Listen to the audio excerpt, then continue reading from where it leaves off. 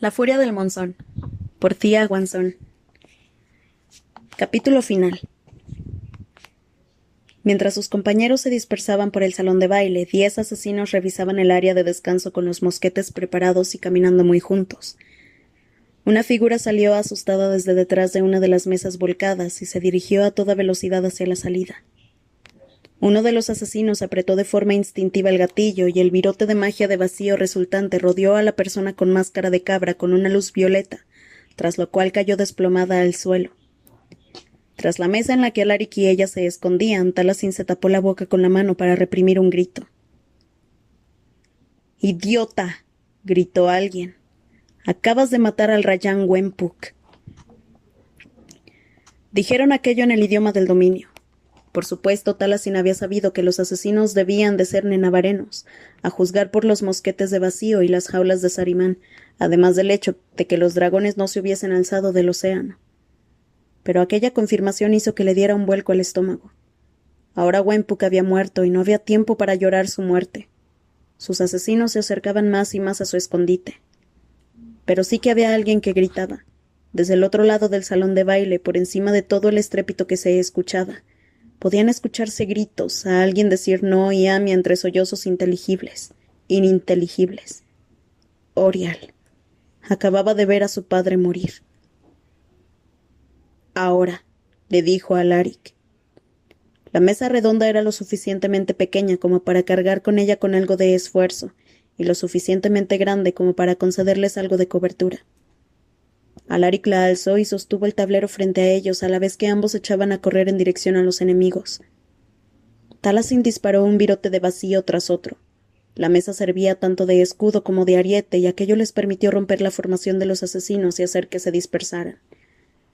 Alaric y Taliesin consiguieron abrumar a varios de los atacantes, pero el resto se reunió y enseguida la mesa quedó hecha añicos tras la arremetida de virotes de ballesta, por lo que no tuvieron más opción que separarse.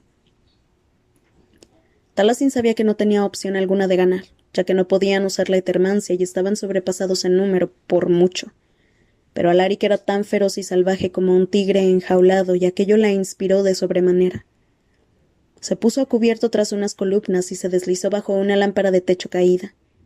Cuando los corazones de éter del mosquete se quedaron sin energía, no dudó en usar los puños, los codos e incluso los dientes. Dejó un rastro de cuerpos a su paso, pero enseguida 2 asesinos más la rodearon. Se tiró al suelo en cuanto abrieron fuego y uno de ellos cayó víctima del virote de vacío de su compañero. No perdió tiempo alguno en placar al otro a la altura de las piernas. Forcejearon sobre el suelo de mármol y el asesino consiguió levantarse antes de que ella y la apuntó con el arma. Pero entonces sufrió un espasmo y se quedó completamente quieto. El mosquete se le cayó de las manos y Taliesin vio que del estómago le salía la punta de una espada. Cuando la hoja desapareció, el hombre muerto rodó y tras él apareció la capitán de la Guardia Real de Taliesin. ¿Dónde está mi padre?, le preguntó mientras Nalam Gao la ayudaba a ponerse en pie. El resto de los asesinos que habían estado en el salón de baile fueron interceptados por las demás Lachisalu. Se escuchaba el sonido de un furioso combate. El príncipe Elagby salió sano y salvo. Lo sacaron sus propios guardias, le dijo Gao. Está de camino a Escaya junto con las Ayalachis. Los soldados del castillo han sido envenenados, Su Alteza. Los atacantes han rodeado el salón de baile. Tenemos que sacarla de aquí. Saldremos peleando. No es tan fácil como parece, murmuró Taliesin. Tan solo había 10 Lachis Dalo y un sinfín de asesinos. La mayor parte de los invitados a la fiesta se dirigían en tropel hacia la salida, pero algunos de ellos aún se encontraban allí, escondidos tras los muebles o a la vista, paralizados de miedo. Tomó entonces una decisión. Jie y las demás están escondidas junto a los ventanales, le dijo a Gao. Llévatelas y ponlas a ellas y al resto de los civiles a salvo. Gao palideció. La chisca, mi deber es para con usted. Es una orden, capitán. Taliesin se alejó repentinamente de Gao antes de que pudiera discutir más. Corrió hacia Alaric para luchar a su lado. Tras el duelo con Suracuel Mantes, Alaric no había deseado blandir una espada nenavarena de nuevo, pero una de las guardias de Taliesin se la lanzó, y era muchísimo más efectiva que pelear solo con las manos. En teoría, una espada también era mucho más efectiva que lo que Talasin usaba en ese momento, pero al parecer no le importaba en absoluto. Había agarrado la pata rota de una mesa y la usaba como masa improvisada. Aquello habría hecho que Alaric se quedara allí plantado mirándola, si no fuese, porque en ese momento luchaba por sobrevivir. Talasin partió cabezas con la pata, golpeó estómagos y rodillas e hizo extrañas llaves a enemigos con ella. Sin la habilidad de la etermancia, su esposa peleaba como fuera. Alaric golpeó a un asesino en la frente con la suya, soltándose del agarre que el otro hombre había ejercido sobre él, y ambos retrocedieron del dolor. Cuando dejó de ver puntos negros por todas partes, lo primero que vio fue a Talasin, que tenía una expresión divertida en la cara. Me pregunto dónde habrás aprendido eso. Le soltó. Él le enseñó los dientes. De la mejor. Alaric se encontraba de cara a las ventanas rotas. Sobre la cabeza de Talasin divisó uno de los navíos de guerra más pequeños de llantas, un velero cargado de ballestas que sobrevolaba a lo largo del castillo, con las velas cuadradas brillando de color azul y dorado contra el aterciopelado cielo negro. El Agvi lo manejaba. Talasin siguió la mirada de Alaric y abrió la boca de par en par. Se supone que debería de estar con sus guardias. El príncipe del dominio, que aún llevaba puesto su disfraz de cocodrilo del baile de máscaras, disparó las ballestas de la nave a algo que se encontraba en la terraza. O a varias cosas. La explosión resultante fue idéntica a lo que Alaric había visto cuando el dispositivo amplificador se desestabilizó durante las pruebas, así como también durante la noche del devoramundos. Una multitud de soles ardientes que cobraron vida en un resplandor. Y con ellos, el regreso del pozo umbrío.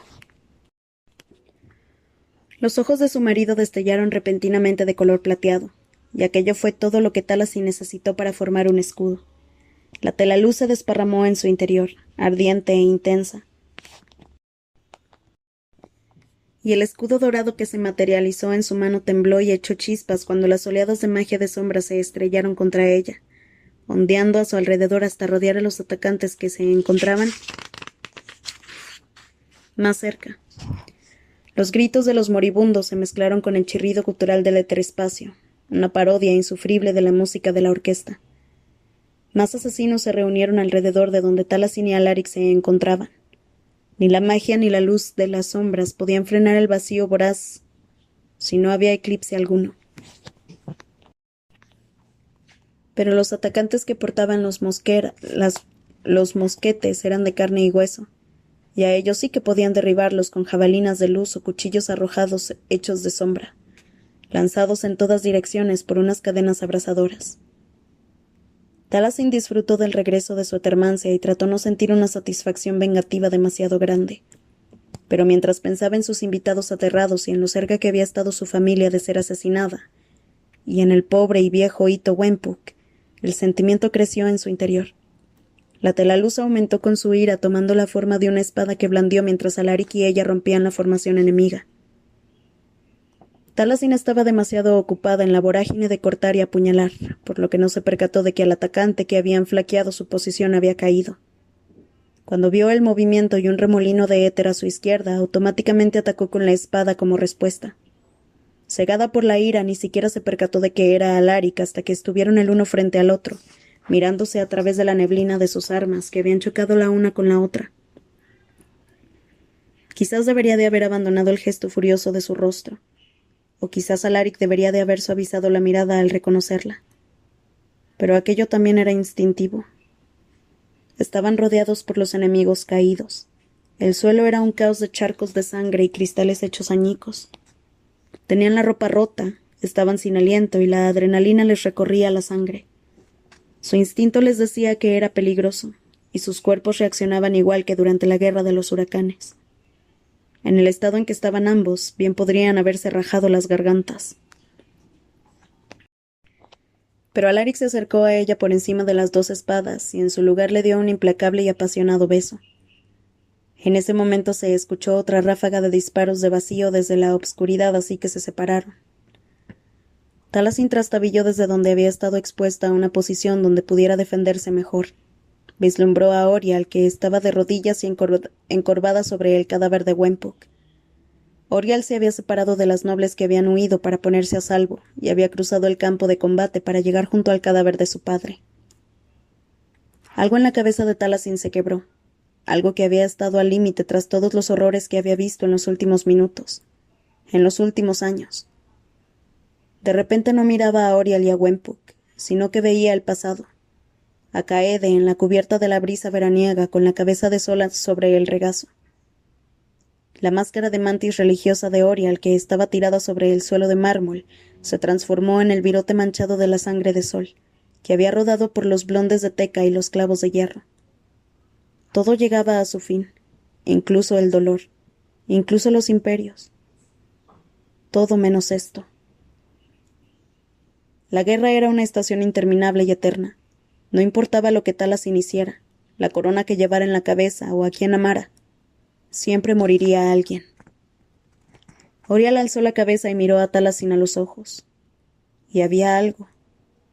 Durante un brevísimo segundo vislumbró chispas blancas en los ojos que destellaron a través de sus lágrimas. Pero Taliesin debía de habérselo imaginado. Debía de ser un reflejo de la luz de la luna. Fuese lo que fuese, no podía pararse a pensar en ello. Varios de los asesinos la rodeaban, todos con espadas en lugar de mosquetes. Los corazones de vacío probablemente se habrían acabado. Aquella batalla casi había terminado, a pesar de que la guerra jamás terminaría. Hizo aparecer sus dagas doradas y rebanó y cortó a sus atacantes. Cayeron todos, uno tras otro, y cuando Taliesin por fin terminó, Orial no estaba allí.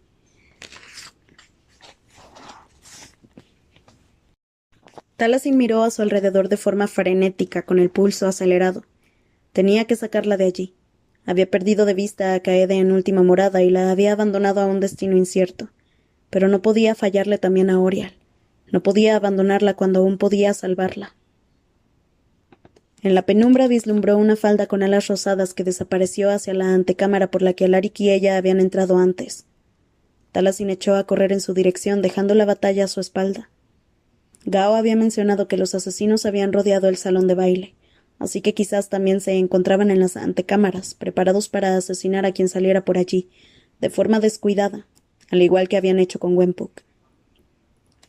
Justo antes de desaparecer hacia la pequeña habitación, Taliesin miró una última vez a Alaric. Estaba de espaldas y luchaba en formación junto a la Slachis Dalo. Tenía su termancia y tenía ayuda, mientras que Orial estaba sola. Taliesin debía ir en su búsqueda. Sin embargo, cuando se giró para marcharse, sintió una extrañísima sensación en la boca del estómago. Fue algo fugaz e ilógico, pero aún así lo sintió de forma breve en el corazón. La sensación de que no volvería a verlo jamás. Había sentido aquello anteriormente, demasiadas veces como para contarlas. Era una especie de paranoia arraigada en su mente. Cuando una serie de batallas interminables asolaban el continente, bajo la sombra de las naves de tormenta siempre existía la posibilidad de que estuvieras mirando a alguien por última vez. Pero esta situación no era lo mismo. Llevaría a Orial hasta un lugar seguro y volvería junto a Alaric. Taliesin se apresuró a entrar en la antecámara. Estaba vacía, salvo por la puerta que conducía al pasillo que estaba abierta de par en par. Más allá del umbral había cuerpos. 2 de ellos vestían la armadura de los asesinos. Le sorprendió bastante que Orial hubiese sido capaz de hacer aquello, pero, por supuesto, incluso las nobles luchaban cuando se encontraban acorraladas. Pasó por encima de los cuerpos y una extraña sospecha la carcomió. Los cadáveres aún sostenían sus armas. ¿Cómo había sido capaz Orial de...? Miró el pasillo desierto con los ojos entrecerrados. Todas las lámparas de fuego habían recibido un disparo para apagarlas. Taliesin escuchó un grito amortiguado más adelante. La esposa de Ito Wempuk había muerto mucho tiempo atrás, y ahora él también había zarpado junto con los ancestros. Su hija era huérfana. En la gran estepa yo no tenía a nadie, pensó Taliesin. No había nadie que me sostuviera mientras lloraba, o cuando echaba de menos a una familia que no conocí, o cuando sentía que no tenía nada. Se dirigió hacia el sonido a la vuelta de la esquina. Orial estaba echada contra la pared de granito, con las manos sobre la cara mientras sollozaba. «Lady Orial», le dijo Taliesin en un tono suave, tocándole el hombro. Tenemos que... Orial pareció desplomarse ante su delicadeza. Se giró hacia Talasin y extendió los brazos como una niña que pedía que la llevaran en brazos. Las pequeñas florecitas pintadas de sus mejillas se habían derretido con las lágrimas y le bajaban por las mejillas como si fuesen gotas de sangre. Talasin la abrazó. La chisca, dijo Orial entre sollozos que reflejaban una pena enorme. Es tan difícil. Debes saber cómo me siento, ¿no es así? Talasin asintió sin decir nada y le acarició la espalda mientras se mantenía alerta por si algún peligro se acercaba a ellas. No sé quién de las dos es más desafortunada, siguió Orial, que se estremecía en sus brazos. Ambas perdimos a nuestra madre cuando éramos jóvenes y ahora...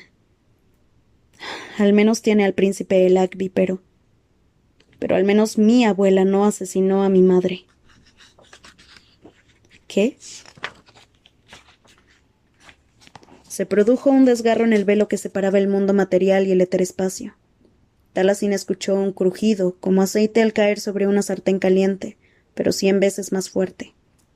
Un sonido que reconoció de cuando la grieta de tempestades se activaba. Orial tenía las manos sobre la columna de Talasin y sintió una sacudida, como si alguien la hubiese empujado con fuerza de la coz de un caballo.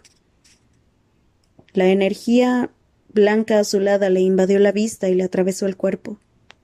El dolor era descomunal, como 1.000.000 de alambres ardiendo a su alrededor. Le fallaron las piernas y se le doblaron como si fueran ramitas. Un entumecimiento abrupto y aterrador la invadió de pies a cabeza. Cayó sobre el suelo acolchado con un golpe seco mientras la vista le fallaba por los bordes. Algo afilado se le clavó en el cuello. ¿Una espada? No, una aguja. Talasin apenas lo sintió por todo lo demás, pero enseguida una nueva oleada de dolor comenzó a extenderse como una descarga eléctrica. Sintió como si miles de trocitos de cristal le recorrieran las venas y algo que le corroía su magia. No se parecía en nada a la repentina pérdida de magia al entrar al campo de anulación de un Sarimán. Era una erosión lenta y mortificante. Trató de aferrarse a su magia. Trató de mantener la conciencia. Rogó que no la abandonara. Una jeringa de cristal cayó sobre el suelo junto a ella. Estaba vacía, pero en la punta metálica de la aguja quedaba una gota de líquido. La gota brillaba en un intenso color turquesa, jaspeado con vetas de color carmesí. Sangre de Sarimán y magia de lluvia. Orial se alzó sobre ella como un espectro ataviado de rosa. La electricidad chisporroteó en su puño y los ojos le destellaron de blanco con la vía tempesta. Su sitio no está aquí en Enabar, la chisca. La voz de Orial, que parecía provenir de un lugar mucho más alejado, fue lo último que escuchó Talasin, y aquel rostro manchado de escarlata y con una expresión de desprecio fue lo último que vio antes de que las últimas gotas de la telaluz desaparecieran de su interior y todo se quedara negro. Nadie en la corte del dominio se lo hubiera creído jamás. Talasin se desplomó con un espacio negro, tan gigantesco y profundo como la boca de la noche. Casi podía sentir aquellas cavernas de nuevo, el viento que aullaba y el agua que subía de nivel. Los cálidos dedos que le recorrían el interior de la muñeca como un puerto seguro durante una tormenta. Alaric, pensó. Trató de aferrarse a él de la misma manera que no había podido aferrarse a su magia, pero enseguida él también desapareció. Tan solo quedó la obscuridad.